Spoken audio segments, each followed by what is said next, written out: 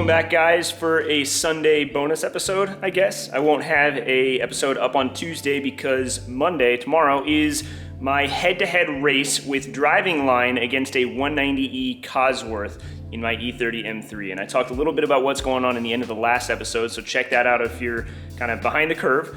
But in short, I've got some work to do to the M3 today.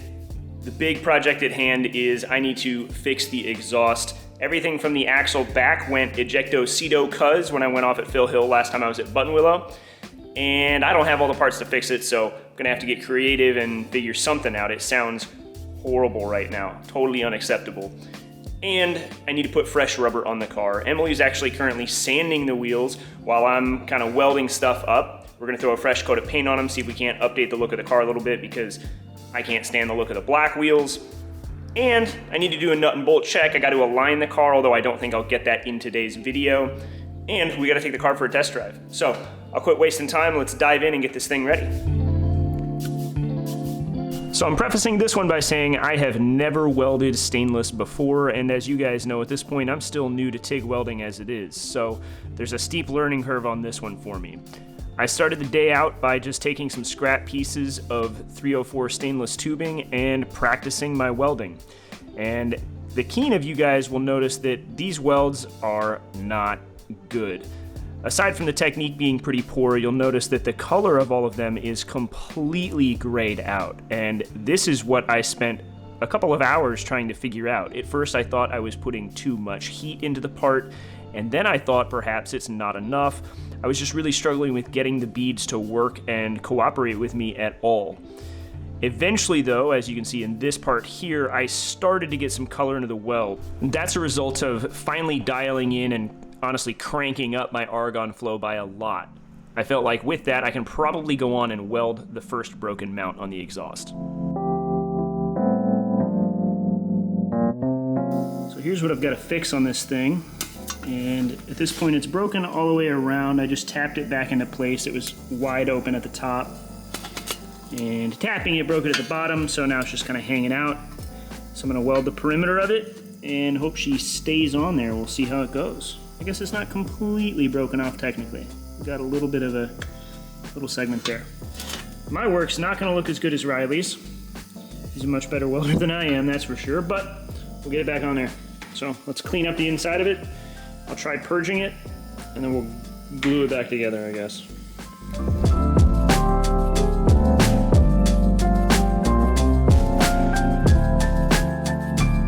So I set up my simple purge setup and got to welding this broken mount back on. And I did struggle a bit here and there with some of the gaps and the holes in the material, and like I said, I'm just new to this.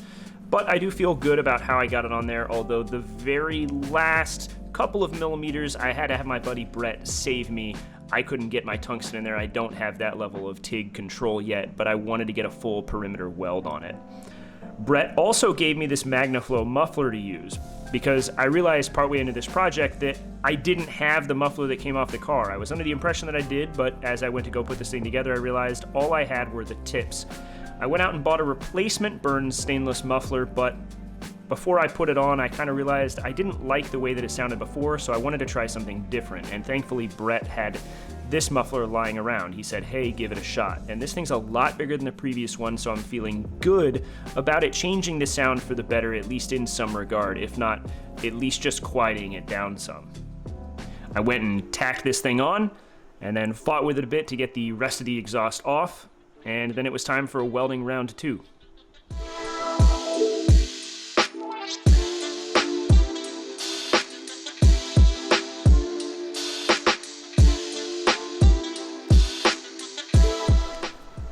The slip-on portion of the MagnaFlow muffler was quite a bit bigger than my 3-inch exhaust, even though it was meant to be a 3-inch slip-on, so I had my work cut out for me for bridging the gap, but thankfully I got it, and I didn't have too much trouble with it.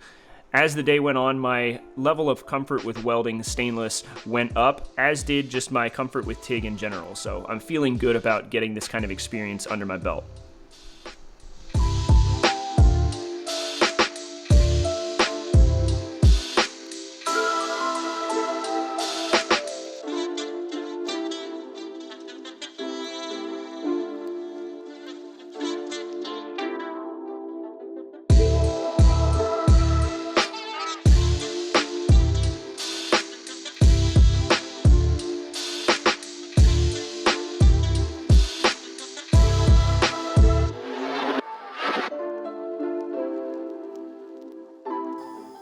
not only is trying to weld this second mount into place kicking my butt, it fell off, something fell off and whipped the welding torch and broke the only cup that I've got. So, and it's also a big one for welding stainless, and all the welding spots are closed for the day, so I'm hoping that my neighbor will have one I can borrow, but this is a real bummer, and I'm just, oh, it's frustrating. I'm so pissed. All right, off to the neighbors, try to get another cup. If I can just get this stupid hanger welded on, it might not even need a tip where it sits. I'm gonna look at it. I don't know if I'll bother with it or not, but I don't know, we'll figure it out.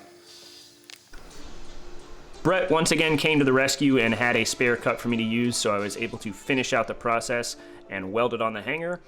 And as you guys can see, it went okay. Once again, this was welding really thick material to thin stainless sheet metal, but it worked out. I got it done in the end, and I got the exhaust on the car. I'm not gonna say it's the most beautiful thing in the world. I also need a tip solution at some point, but I'm not gonna worry about it now. It's time to clean up the shop and move over to the wheels.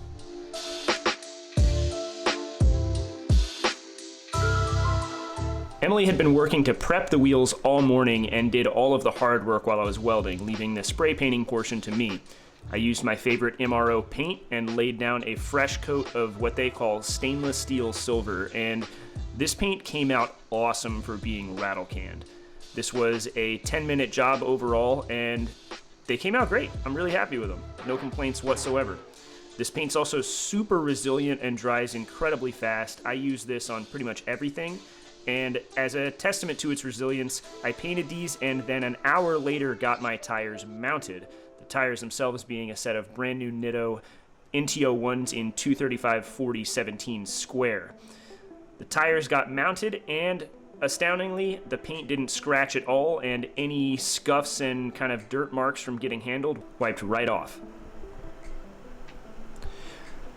Here I am putting the wheels back on and testing out a new camera setup. I got a GoPro mount for my head, so while I look like a clown working on the car, you guys get another view, and I'm hoping to incorporate this type of footage a lot more into future builds, so definitely leave me a comment and let me know what you think about this type of footage. It's going to take me a bit of time to fine-tune, but I'm excited to incorporate another way to film while I work and honestly take a bit of load off of moving cameras around while I'm trying to get stuff done.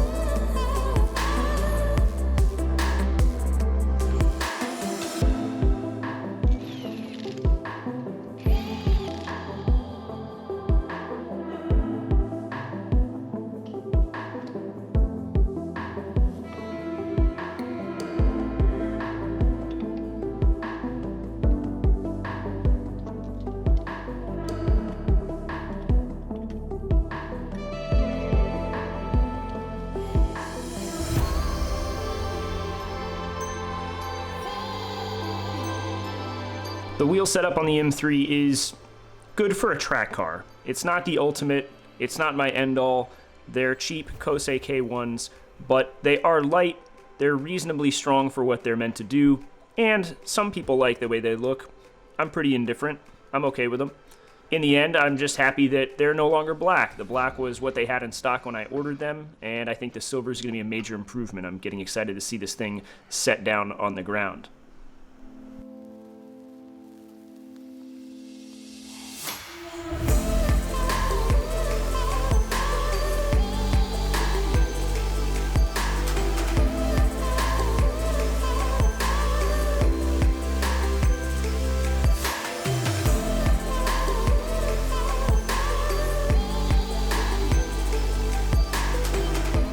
Okay, yeah, it is an incredibly rough E30 M3. I mean, this is a bastard track car, but it's my bastard track car, and I love it nonetheless. I love the way this thing looks, even though it is absolutely worse for wear. Eventually I'll get it cleaned up, but it's really fun to have a car that shows it's been driven hard its entire life.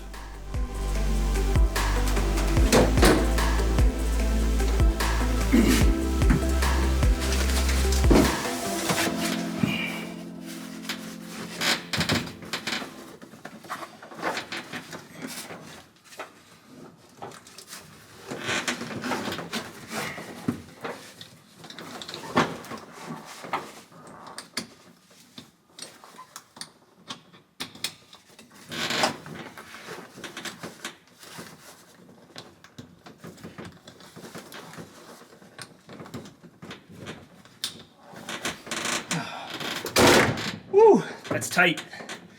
All right, let's find out how this thing sounds. Honestly, it sounded pretty good when I got it, and it had a whole slew of exhaust parts on it. It had resonators and mufflers and everything, but it was rusted out and coming off the car.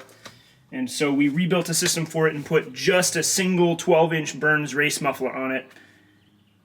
And I'm going to be honest, it sounded pretty terrible. I've been really unhappy with it ever since. We quickly realized, all right, the S14 needs a different answer than that. I don't think this is going to be a ton better, but that MagnaFlow muffler that we just put in is a lot bigger. So let's take it for a test drive.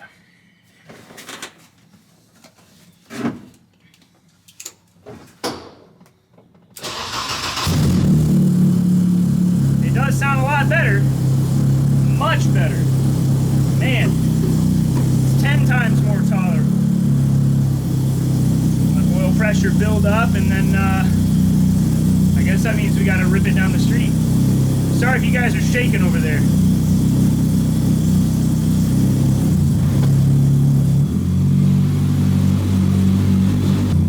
Well, while this thing warms up for a second, I'm gonna close up the shop.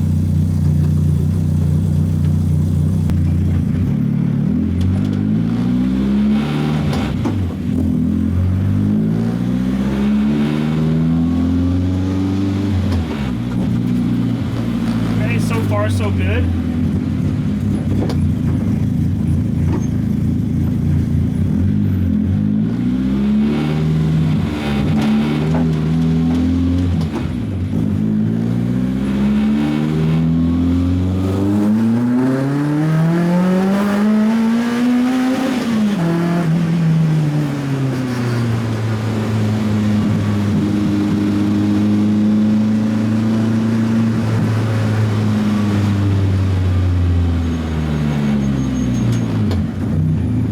Not bad, not bad.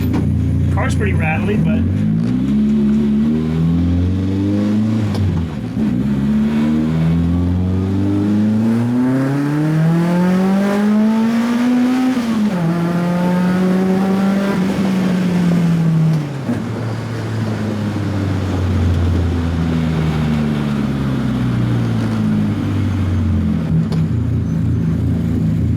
man, that is a lot better than it was.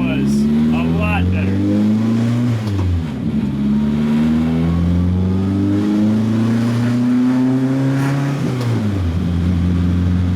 I don't know what you guys hear, but the car is really tinny and rattly. It's making everything shake, so there's some kind of high frequency vibrations and stuff, but honestly, it's not too bad. I'm pretty happy with it. Could be worse, could be better, could be a lot better. But I'll take it.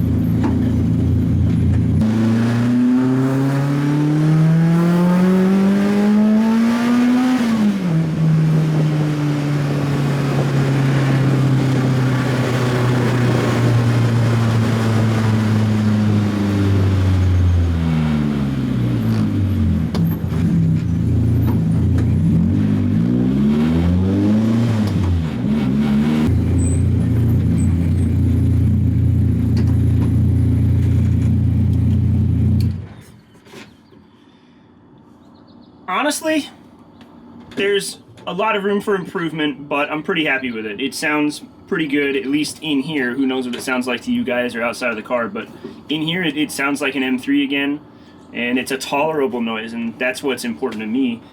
I'm not saying I won't go back and revise it, but I'll call this successful. I'm pretty happy with that.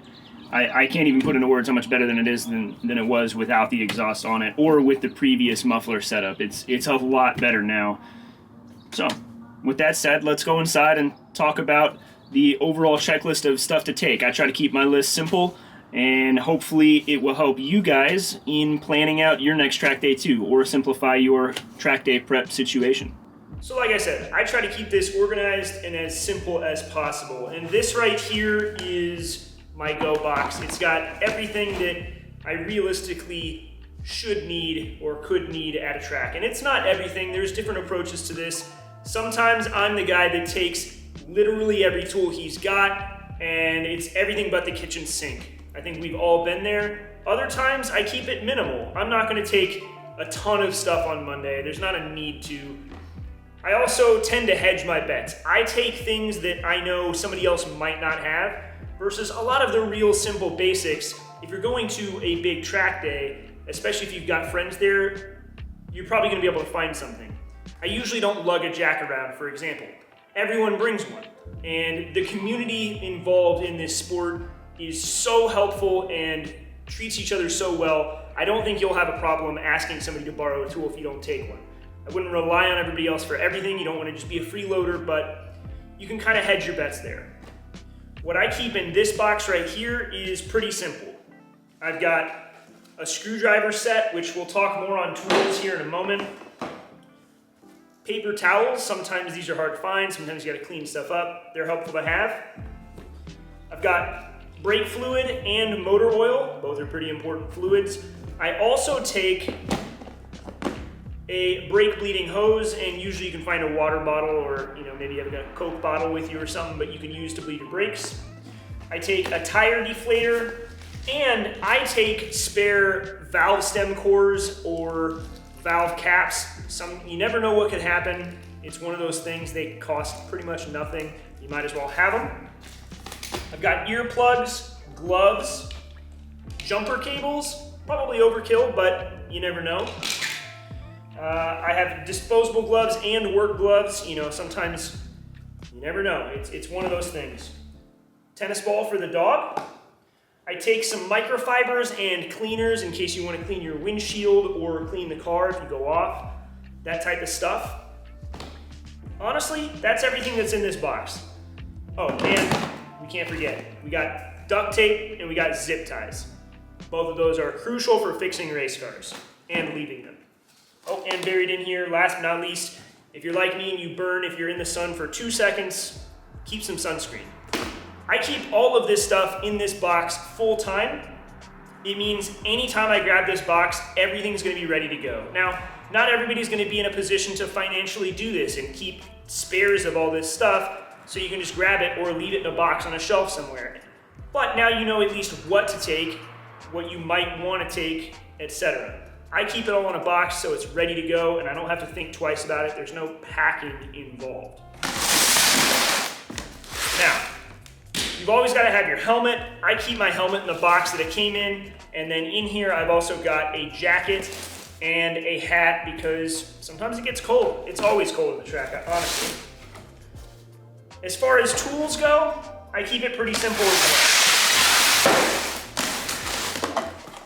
Like I said, I've got a really simple, cheap screwdriver set. It's got, big and small. It's got eyeglass screwdrivers. It's got different bits. I take this because it was really cheap on Amazon. I'll put a link in the description if I can find it.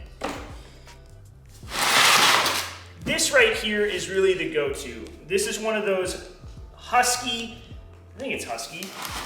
Yeah, Husky, like 200 or 300 piece mechanics tool sets. It's got everything under the sun in it, and it pops up for sale pretty regularly for $100. It's gonna have pretty much everything you're gonna need aside from specialty tools or ratcheting wrenches. You can decide if you wanna take those. I take this. It has served me well so far. And last but not least, I have this little red toolbox, and I keep spares of old general tools in here. Things like pliers. I think I've got a hammer in here. I keep a spool of safety wire, vice grips. I even have a roll of Teflon. I've got a pick, circlip pliers, little clamps, vacuum port covers, a box knife, more zip ties, my favorite tool under the sun, an adjustable wrench, wheel socket so that I know I have one, some more screwdrivers, some wrenches, pliers, a pry bar, can't have too many of those, and I even have a chisel. Sometimes you gotta knock stuff loose, so you can just hammer on it with it. Honestly, it's nothing crazy, it's nothing hugely unique or interesting, and all the stuff in here is just old, had them for years, stuff that my stepdad told me to grab when I moved out. So when stuff gets old, it gets donated to this box for me when I replace it, and now I have a set of tools I don't have to use in any situation other than when I'm going to the track. And it's what I would suggest you slowly put together. You don't have to go out and buy a bunch of tools to do this right now, but as you continue to go to the track, or maybe this is, I mean, I take this with me when I go off-roading. I take this stuff, these two kits right here with me, anytime I'm gonna go do anything automotive related and there's a chance of breaking down. Even if I'm gonna go on a road trip. These two, I'll be able to fix whatever I need to fix. If you build yourself a kit like these, you'll be prepared for more or less anything, but not everything. Honestly, I think that about covers it. If you check the checklist, there are of course other things that you can take. I will wind up taking a multimeter with me. That's pretty handy to have, but I use it way too often and mine's too expensive to just leave in this kit. And I'll probably wind up taking a jack stand. That's always helpful to have too. Check the checklist. It has everything else that I usually consider, but honestly, this right here, it'll get you to the track and it'll usually get you home. All right, guys, I gotta clean the shop up. It's a mess from thrashing in here all day. And then I gotta get up early, load the car up, make sure I'm ready to go on Monday morning, and I gotta edit this episode for you guys. So I'm calling this episode done. I appreciate you guys watching. Thank you as always for supporting the channel. I hope you guys like some M3 content. Coming on Tuesday or Wednesday, I'll have lots of stuff from the track where I'm going head to head with this 190E. I'm pumped about it. I think you guys will love it. I'll catch you then. Thanks.